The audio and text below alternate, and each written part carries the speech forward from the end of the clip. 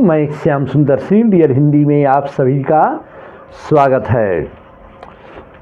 आइए आज मैं हिंदी व्याकरण के अंतर्गत मैं सरल से सरल, सुगम से सुगम, आसान तरीकों से आज मैं बच्चे के लिए हिंदी व्याकरण में आया हूँ संक्षेपण। संक्षेपण बहुत ही हमारे बच्चे जो अभी 12वीं कक्षा की परीक्षा देंगे, बोर्ड वाले बच्चे, तो उसमें संक्षेपण रहेगा।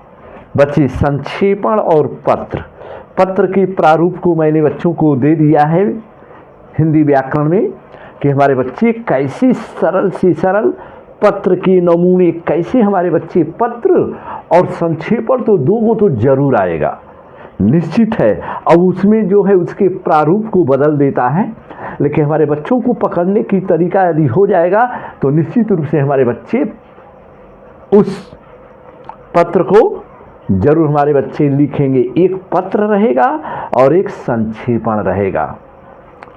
तो हमारे बच्चे ध्यान देना है, इसमें कभी भी हमें घबराने की ज़रूरत नहीं है।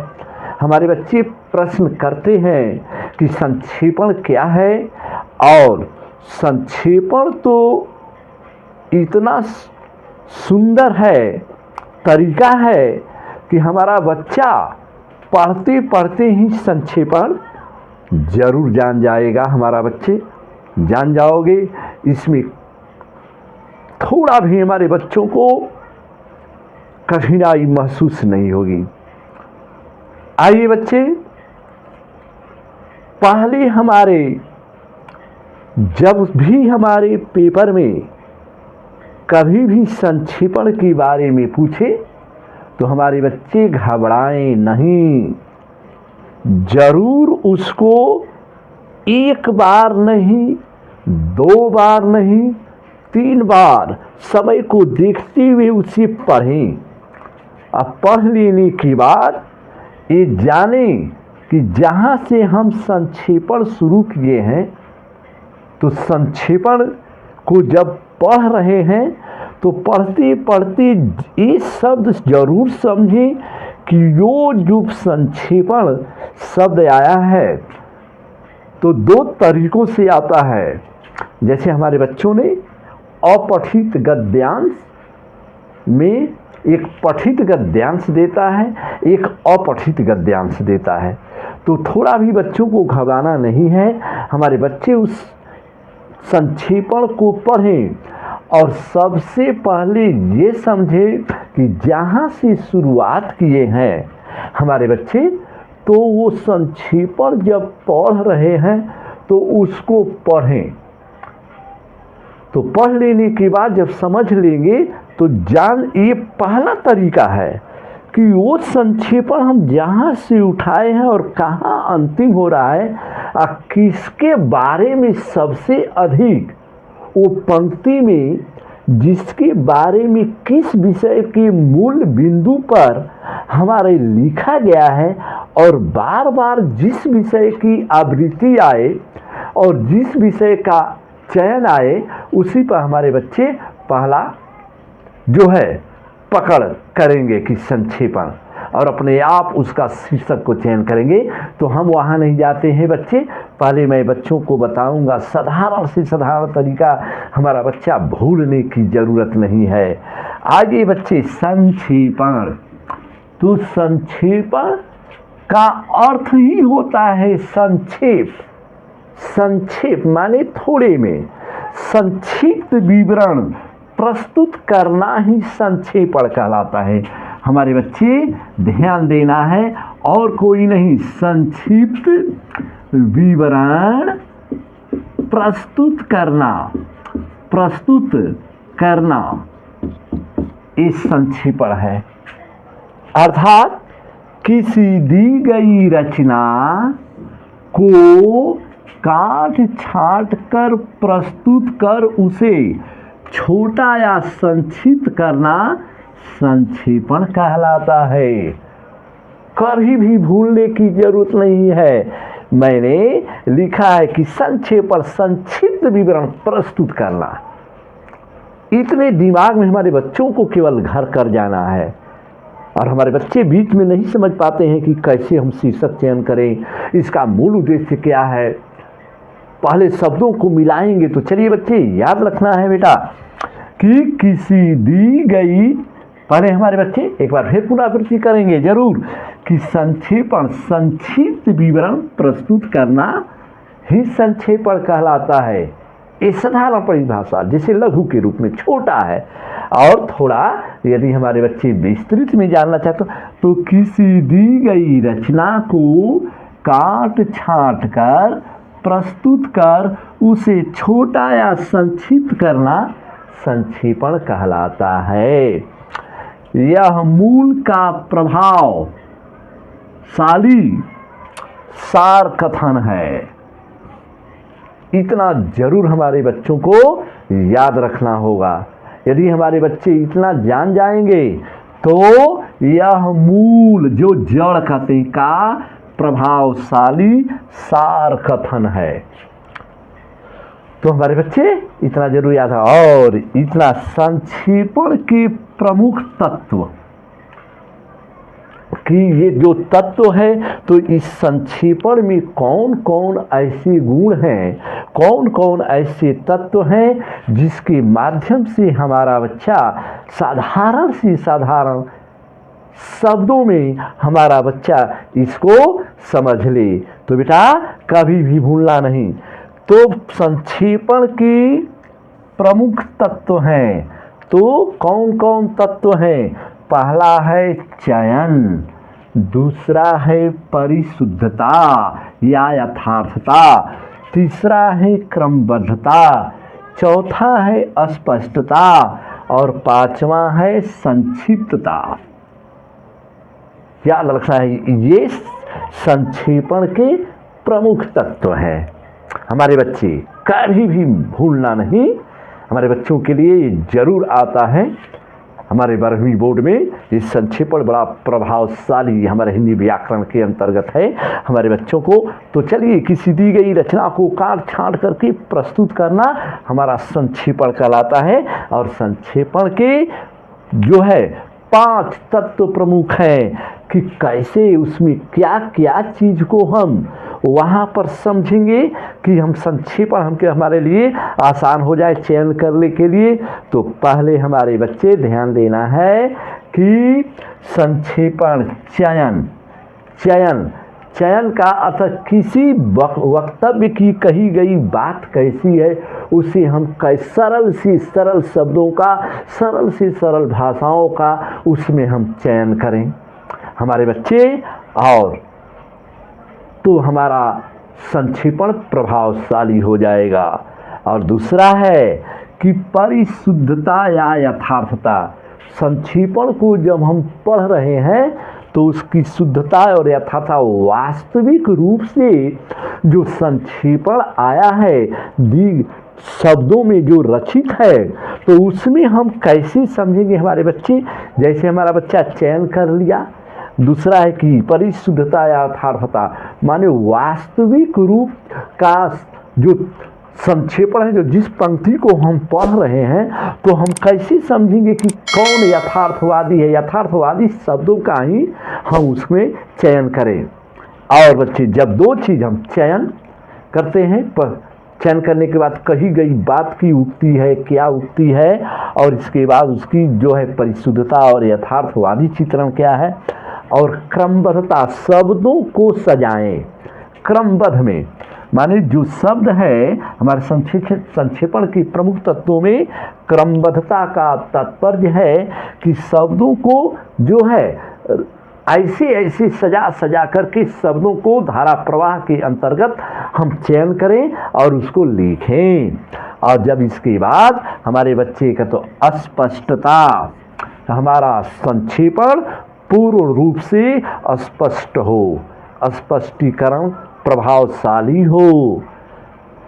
और इसके बाद संक्षिप्तता, संक्षिप्तता का अर्थ तो मैंने बच्चे पहले ही हेडिंग में बता दिया है कि हमारा संक्षेपण माने संक्षिप्तता माने संक्षिप्त विवरण प्रस्तुत करना ही संक्षेपण कहलाता है।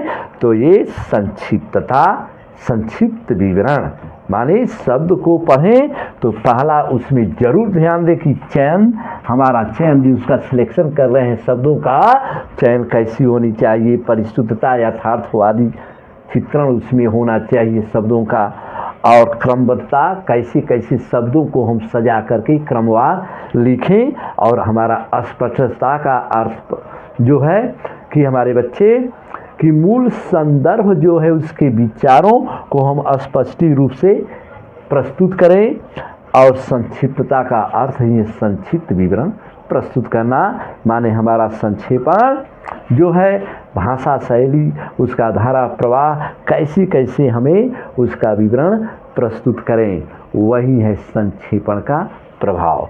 चलिए हमारे बच्चे एक बात जरूर हमेशा ध्यान देना। चलिए इतना तो मैंने ये परिभाषा बताया संक्षेपण के तत्व, तो कुछ हमारे बच्चों को यहाँ पर समझने की ज़रूरत है। क्या ज़रूरत है? इजी से इजी हमारा बच्चा पढ़ लेने को संक्षेपण। तो यहाँ पर संक्षेपण के लिए मैं संदर्भ उदाहरण कुछ मैं नमूने दे रहा हूँ, जो कि संक्षेपण यदि हमारा ध्यान देना है कि संक्षेपण हमारा यदि 9 पंक्ति का आ जाए, 12 पंक्ति का आ जाए, तो हमारे बच्चे उस संक्षेपण को पढ़ें। आप पढ़ करके ये शब्द जरूर पढ़ें। जैसे हमारा संक्षेपण के लिए मैंने उदाहरण दिया है बच्चे कि मनुष्य सुख की खोज आदि काल से लेकर कर रहा है, और इसी की प्राप्ति जीवन का मुख्य उद्देश्य रहा। दुख से वह इतना घबराता है कि इस जीवन में ही नहीं, आने वाले जीवन के लिए ऐसी व्यवस्था करना चाहता है कि वहाँ भी सुख का उपभोग कर सके। जन्नत और स्वर्ग, मोक्ष और निर्वाण सब उसी की आकांक्षा की रचनाएं हैं। सुख की प्राप्ति के लिए ही हमने जीवन को निस्सार और संसार को अमित्य कहकर अपने मन को शांत करने की चेष्टा की है। जब जीवन में कोई सार ही नहीं और संसार अनित्य है ही, तो फिर क्यों न इनसे मुंह मोड़कर बैठे। लेकिन हम क्यों हमारे बच्चे और दुखी होते हैं? वह कौन सी मनोवृत्ति है जो हमें दुख की ओर ले जाती है? उस पर हमने विचार नहीं किया। तो ये जो मैंने उदाहरण के स्वरूप पर बच्चे लिखा है, तो इसमें ध्यान देना है कि संक्षेपण को इसका हम मिलान करें कि कब पंक्ति कितने शब्द हैं। तो संक्षेपण का 1/3 हिस्सा सबसे बड़ा जरूरी है। तो हम पूरे शब्द को बच्चे हम पढ़ते हैं तो कुल शब्दों की संख्या हमारा 132 है। 132 का हमारा 1/3 हिस्सा क्या होगा? 1/3 हिस्सा, तो हम 1/3 हिस्सा में साजिले पकड़ेंगे हमारे बच्चे 132 तो 44। चलिए हमारे कुल शब्दों की संख्या हमारा 132 हुआ। ये पूरे हमारे बच्चे शब्द को पढ़ लेंगे तो हमारा पूरे ये शब्द जो है उदाहरण में संक्षेपण के तो 132 है। तो 132 का 1/3 हिस्सा हमारा 44 हुआ। हमारे बच्चे 44। आज जब इस संक्षेपण को हमारे बच्चे पढ़ लिए तो अब ध्यान देना, इसके शीर्षक को चयन करना है। तो हम देख रहे हैं कि मनुष्य सुख की खोज साफ दे रहा है। तो इसमें सबसे अधिक पढ़िए, मिलान करिए कि सबसे अधिक किस पर चर्चा की गई है।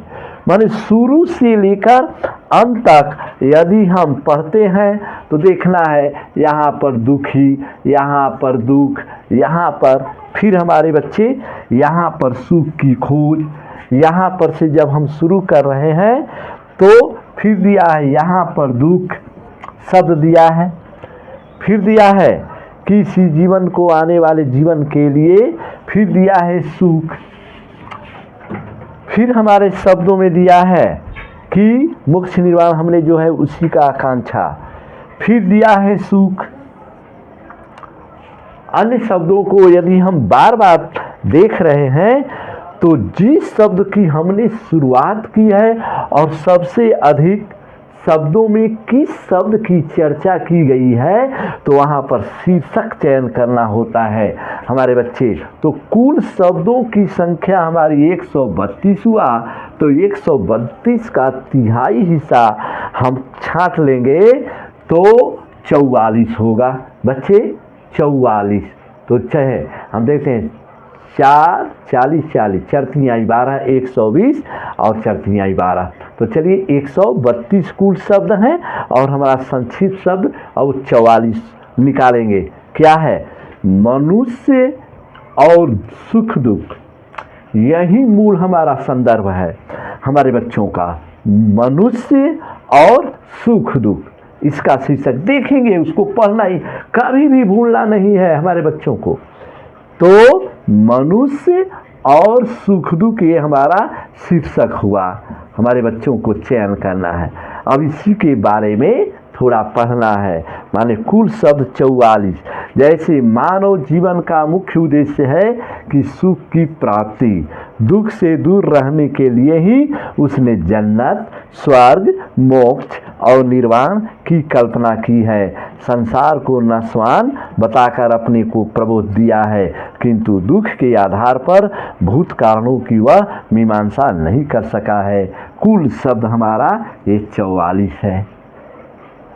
तो संक्षेपण को पढ़ें तो तितीरी के 9, यदि 9 पंक्ति का है तो उसका 1/3 हम निकाल लेंगे 3 पंक्ति का। और सबसे अधिक हम ध्यान दें कि शीर्षक चयन क्या कैसे करेंगे, तो जहाँ से संक्षेपण हमारा शुरू हो रहा है उसको पढ़ें, और एक बार न पढ़कर 2 बार पढ़ें, 3 बार पढ़ें। और पढ़ने के बाद ये हम मिलान करने पूरा शब्द की पूरा हमारा शब्द कितना है। तो यदि 132 हमारा ये हो गया जो है, मैंने उदाहरण स्वरूप, तो 132 का तिहाई 44 है, जिसको मैंने बच्चे स्पष्टीकरण के तौर पर कुल शब्द हमारा 44 है और शीर्षक है मनुष्य और सुख दुख। ये मैंने आधार का नमूना लिया है फॉर एग्जाम्पल, और भी संक्षेपण ये तो मैंने उदाहरण स्वरूप दिया है मेरे प्यारे बच्चों। लेकिन और चलिए एक साधारण और तरीका मैं बच्चे बता रहा हूँ, मौखिक। यदि चलिए तो लिखित हमारा है, यदि मौखिक रूप से यदि हमारे बच्चों को हमारे दिमाग में नहीं समझ में आया तो ठीक है। सभी बच्चे जानते हैं कि यदि कोई कहानी आ जाए, कहानी का हमें शीर्षक चयन करना है, तो मैं कहानी का शीर्षक नहीं बता रहा हूँ कि ये कहानी का शीर्षक क्या होगा। फॉर एग्जाम्पल, जैसे हम लेते हैं कोई कहानी आ गया, 9 पंक्ति की कहानी आ गई और कि दिए गए अवतरणों का शीर्षक क्या होगा, तो मैं बता रहा हूँ कि चलिए, जैसे एक किसान था, एक किसान के 4 बेटे थे, चारों बेटे आपस में लड़ा करते थे। किसान बूढ़ा हो गया था। अब जो है चारों बेटे जब आपस में लड़ा करते थे, किसान सरसैया जो है अपनी बेट पर गिर गया था। लेकिन जब किसान बेचारा का नहीं रह गया तो अपने चारों बेटों को बुला करके कहा कि देखो बेटा, तुम्हें आपस में मिलकर रहना चाहिए, झगड़ा झंझट नहीं करना चाहिए, एकता में बल होती है मेरे प्यारे बच्चों। तो चारों बेटे, जैसे बड़ा था, माझिल था, छोटा था, उससे छोटा, चारों बेटों को अब किसान समझा रहा है। तो बड़े बेटे को बता रहा है कहीं से कि एक लकड़ी लाओ। चारों बेटा को बैठा करके एक बड़े बच्चे को किसान एक लकड़ी का टुकड़ा देता है कि बेटा इसे तोड़ दो। तो बड़ा बेटा तोड़ दे रहा है। दूसरे बच्चे को देता है किसान कि लो बेटा तुम भी तोड़ो, वो भी तोड़ दे रहा है।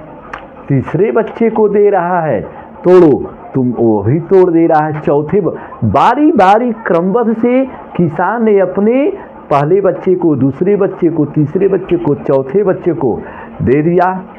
तो चारों बच्चे वो लकड़ी के जो अलग अलग थे उसको वो तोड़ दिया, चारों बच्चे। लेकिन वही किसान अब चारों लकड़ी को एक साथ देकर बड़े बच्चे को देता है कि लो लकड़ी तोड़ो, उससे नहीं टूटा। दूसरे को देता है, नहीं टूटा लकड़ी का गट्ठर। तीसरे को देता है, नहीं टूटा लकड़ी का गट्ठर। चौथे को देता है, नहीं टूटा। तो स्वयं किसान समझा रहा कि देखो बेटे, आपसी फूट से बड़ी हानि होती है। और देख रहे हो, एक लकड़ी को तोड़ दिया, दूसरे को तोड़ दिया, तीसरे को, अलग अलग थी तो तूने लकड़ी को तो तोड़ दिया, लेकिन चारों लकड़ी को एक साथ एकता में मिला करके तोड़ो तो कोई तोड़ा नहीं। तो अपने आप चारों बच्चों को ज्ञान मिलता है। किसान कहता है कि बेटा आपसी फूट से तुम विखंडन हो जाओगे, यदि यही एकता में रहोगे तो कोई तुम्हें तोड़ नहीं सकता है। तो पता है मेरे प्यारे बच्चों, ये तो कहानी है। तो यदि इसी कहानी को हम कहेंगे कि इसी कहानी का शीर्षक चयन करो, तो हमारा बच्चा क्या शीर्षक, जहाँ आया है मनुष्य और सुख दुख, तो वहाँ पर हमारा बच्चा कौन सा शीर्षक रखोगे? तो सभी बच्चों को पता है लकड़ी, किसान की लकड़ी का गट्ठर तो एकता का प्रतीक। तो वहाँ पर हमारा बच्चा क्या करेगा? एकता में बल। हमारा बच्चा तुरंत उस कहानी के माध्यम से एकता में बल हमारा बताया गया है। जैसे यूनिटी स्ट्रेंथ, एकता में बल है हमारे बच्चे। तो यही है संक्षेपण। माने संक्षेपण कोई भी आ जाए घबराना नहीं बच्चे, उसको पढ़ना साधारण सी साधारण भाषा में। एक बार मत पढ़ो, 2 बार पढ़ो, 3 बार पढ़ो। पढ़ने के बाद उसका मूल उद्देश्य क्या बता रहा है, तो सबसे अधिक जिस विषय में चर्चा कर रहा है और उसी का ये शीर्षक होना चाहिए। हमारा बच्चा शीर्षक रख देगा। जैसे मैंने ये उदाहरण स्वरूप इसका शीर्षक होगा मनुष्य और सुख दुख। पूरी संख्या 132 है, इसकी तिहाई हिस्सा में 44 है कुल शब्द। तो जब बच्चा हमारा शीर्षक रख दिया तो यही है बेटा संक्षेपण, जो मैंने अब हमें आशा रखते हैं कभी भी भूलने की कोशिश मत करना। नहीं यदि आता है हमारे बच्चे तो हमारे वीडियो में डियर हिंदी श्याम सर जरूर कमेंट करना। यदि समझ में यदि आ जाए तो अपना शेयर जरूर करना, हमारे चैनल को सब्सक्राइब जरूर करना बच्चे।